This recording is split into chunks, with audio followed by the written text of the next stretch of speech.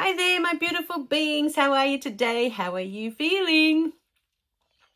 So, in this beautiful video, what was brought to my awareness was in a previous video, we were talking about all the coaching sessions and all the free strategy sessions, anything that we do together are all on the phone. They're all audio, they're not video. And that was to give you peace of mind that you don't need to worry about how you look or what to wear or all those distractions. They're not important to the sessions. We are here for you to get in touch with your truth. We're here for you. We don't care about any of that. Now, what I was saying in that beautiful video was, that you may be sitting there thinking that we're judging, how you look or the makeup or what you're wearing, or we're judging. Now, what I wanted to make perfectly clear is that this is a judgment-free zone. We never judge from our side. Now, that comment came because for so many of us, for so long, we have lived under judgment. We are judged for everything, So, something that just recently came up for me as well. I was observing how much my daughter loves to perform on the piano. She loves playing her songs and playing them for others that we can listen to them, Now, we've always encouraged her, no matter what she does, it's amazing, that's great, do it again, or show me another way of doing it, or, do something else with it, or we're always encouraging her. But just this last week, I was thinking about, why is it that as a child, and even to this day, I'm not comfortable performing in front of others? I love playing for myself. I can play for hours, and I can play the same thing over and over, just enjoying the notes. Because as you get older, there's just this joy of the notes, the sounds, how they come together, and why a composer would put certain sounds together and certain rhythms, and there's something about them. She brought home a song that she needed to do for school, and I spent the whole afternoon yesterday playing with it because I had never heard this combination before. And there was something about it, and there was a certain part where these beautiful triplets come in, and I just couldn't stop playing that section. It was like, wow, how does a composer come up with this gorgeous inspiration? Now, I can sit there and play for myself for hours. I can sit there and play for my daughter for hours, or my husband, because I know that no judgment. But as a child, I really struggled to play for others. And I thought I had put it down to an event that happened when I was 13, 14. I'm not quite sure now. And we went to an Eisteddfod in the city, in the Opera House of all places. And it was a competition that we entered. And everyone in that session that I was playing in, there were 28 of us, and I was smack in the middle. I was 14. We were all playing the same piece. And as they all started playing, the first 4 or 5, the rhythm of what they were playing was completely different to what I had learned. And for those of you who don't know, a piece that's ready for a competition can take anywhere between 6 months to a year to get ready. So I had at least been learning it for 6 months, over and over and over the same way. It's not something that you can adjust in that moment, right? In 1 second that you can go in and go, okay, I can change it. It's like learning to play tennis, and you've been learning to hit the ball the same way for the past year, and all of a sudden you're there and the coach is telling you to play, hit it a different way. Slice it, or whatever it is. There's a thing called slicing that you do with the ball. I used to find that really tricky when I was doing tennis, but I digress. So I always thought it had to do with that Eisteddfod, but that discomfort that I had playing for others was already there before I was 13, 14. At the age of 10, 11, 12, I was already not comfortable playing in front of others. It wasn't something that I enjoyed doing. Like, I watch some of my students, they love playing for others, showing off their beautiful songs. I wasn't. I was never comfortable with it. And recently, when I was observing her and I was thinking back to my childhood, I realized the truth of it.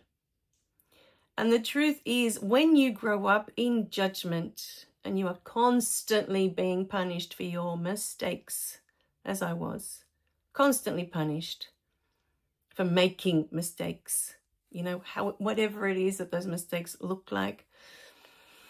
Because a mistake could be you're trying to pour milk into a cup and you spilt it because the jug was too heavy, the bottle, whatever it was. That was a mistake. Burning the tea towel one day when I was trying to get the saucepan off the stovetop. That was a mistake, right? All of these things. Whenever you did something that upset your parent, it was called a mistake. And in piano, you have to make lots of mistakes to get it right. That's the whole beauty of piano. With time, I learned that mistakes are necessary. You need to make them, even in life. You learn from them, you get better from them. But you need to allow yourself to make them, you know? We grow from what we call mistakes. Now, it's like the forgiveness course. When I look back, when you've gone through the whole forgiveness course, at the end, you realize there's nothing to forgive. And with mistakes, the same thing happens. When you go through the process and you look at every event in your life, everything you've done, everything you've been through, there is no such thing as mistakes, what we call mistakes. Everything you've been through, you needed to go through to get here. Everything has given you experience, it's given you knowledge, it's given you wisdom in one way or another. Perhaps at this point, you don't know what that is. You don't see it.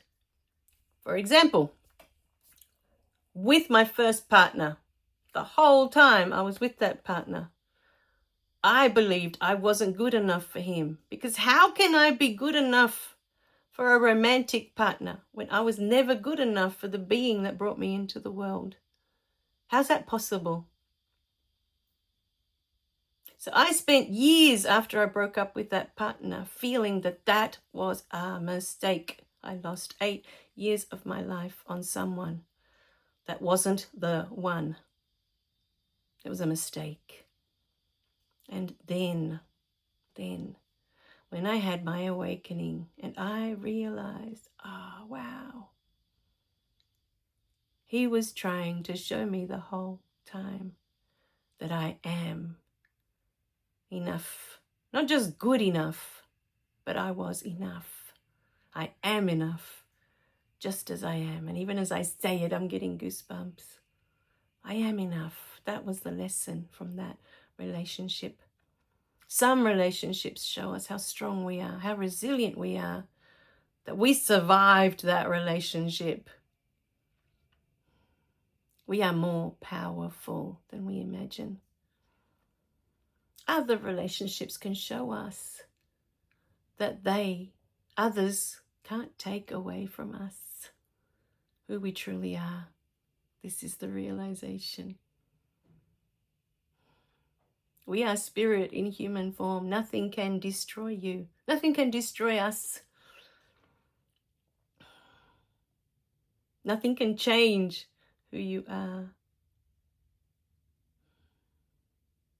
who you truly are. This gorgeous, intelligent energy that is in all things. And for some of us, that could be the realization, wow, no matter what I go through, nobody can take away who I am. Nothing can touch it. Not even if I give it permission. Not even if I give them permission to try and destroy it. Can they touch who I am? It's impossible. It's like trying to destroy the light. Yes, there will be darkness, but the light will always be there. Always. So perhaps that is the lesson that your soul brought you here to remember that you are worthy. How many of us go through that? I'm not worthy, and yet this world was made for you to come and explore and discover the truth of who you are. And when you do, you realize, wow, I'm so worthy. That Spirit made this place for me. Spirit loves me that much. So, my beautiful beings, nothing is a mistake. Just like the mistakes we make in music, they're not wasted. You know, yesterday my daughter was playing the first 2 bars of this piece she brought home, and she kept fumbling it. There was one part where she had to go to this high G, and she kept missing the high G and hitting the F, and she'd be like, oh. And after a while she was getting frustrated, and I said to her, because piano is really about patience, like, you know, you learn so much patience about yourself. But I said to her, you know what? I said to her, you're only going to do it as many times as you need to do it until you remember, oh, I meant to hit that high G. You know how many times I've had to listen to Fur-Elise, and as they do the da da da da da da da da, and they always miss that last note. Always. For about 2-3 weeks, they always land on the wrong note. And I just love watching the process, because I know that if they stick to it, they'll do it that many times that they'll remember that's not the note. That's not who I am.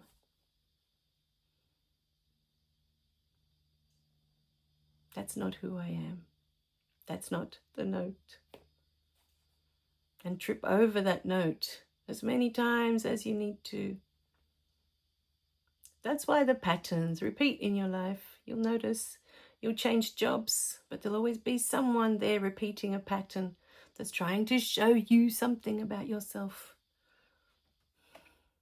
Are you behaving like you're not worthy? Are you behaving like you're not good enough? The universe will keep sending you beings to show you that this is not who you are, my beautiful being. So, going back to my childhood, I realized that to me, making mistakes meant being punished. And so I was conflicted, because playing the piano is all about making mistakes. And I was happy to do them for myself. I didn't care if I had to do them 1,000,000 times, because I loved piano so much. I loved the music so much that I was willing to make those 1,000,000 mistakes. But when I had to perform in front of others, there's all that pressure of I'm being judged. And when others are judging you, mistakes are punished. They're not good. So, my beautiful beings, I'd love to know in the comments what this is bringing up for you.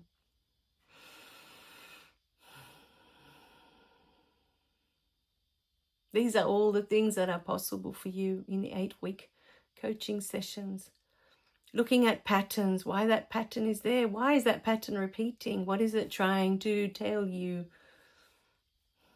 Looking at events, if there have been events that have caused trauma, that you feel you just can't move forward from there. What is that event? That event has a message for you. What is that message? What is that event trying to tell you? Emotional blocks. We go through the body and we look for emotional blocks.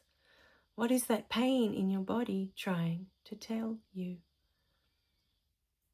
Because we cannot move forward when we have all of this in the way.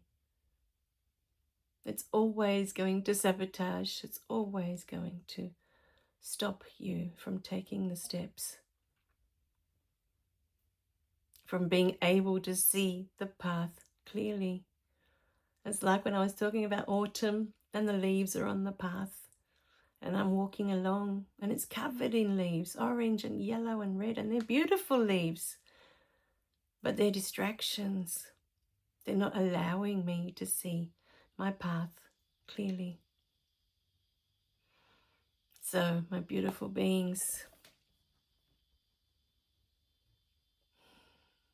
mistakes are part of life. This is your life. There's no right way or wrong way to do it. It's your life. and whatever decisions you've made that have brought you here today. In this video, there's obviously a message for you that Spirit wants you to hear, whatever that is. Every video is the same.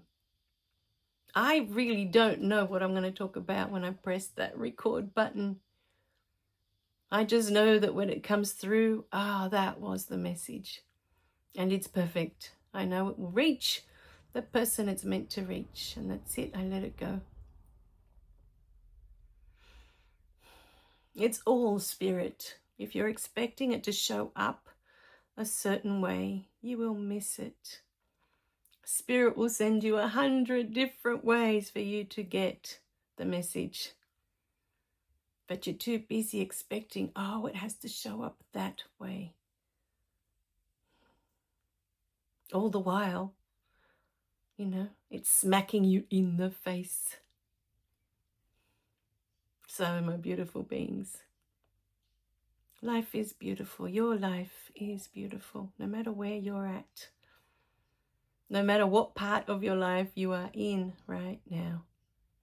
It is perfect. It is divine. It is beautiful. In every moment, you are learning who you are. You are remembering the truth of who you are. And we love you in all its stages. It's like when you have a puppy, you have a dog. I love puppies in their stages, but I forget, when you have the puppy and it's 8 weeks old, 12 weeks old, 3 months, 6 months, that it's messy.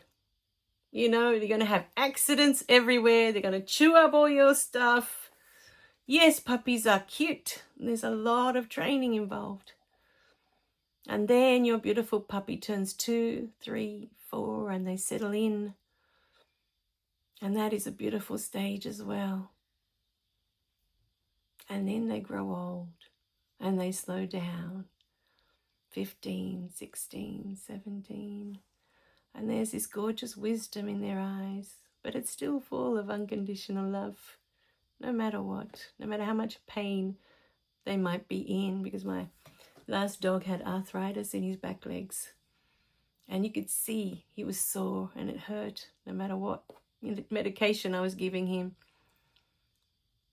But he was happy because he was with us, With my daughter, the same.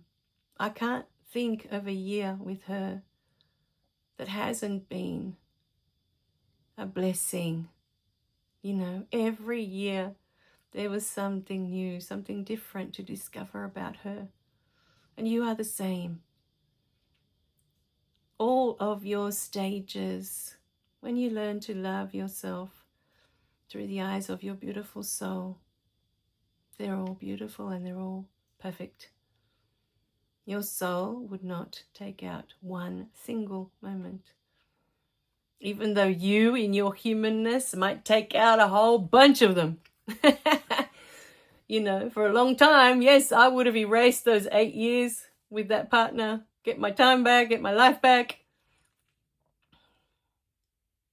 I lost myself in those 8 years thinking that keeping him happy was all that mattered. Making him happy.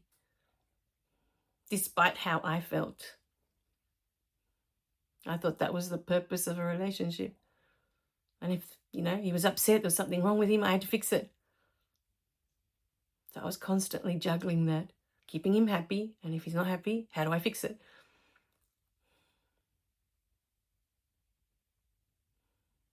So, my beautiful beings, everything is there for a reason.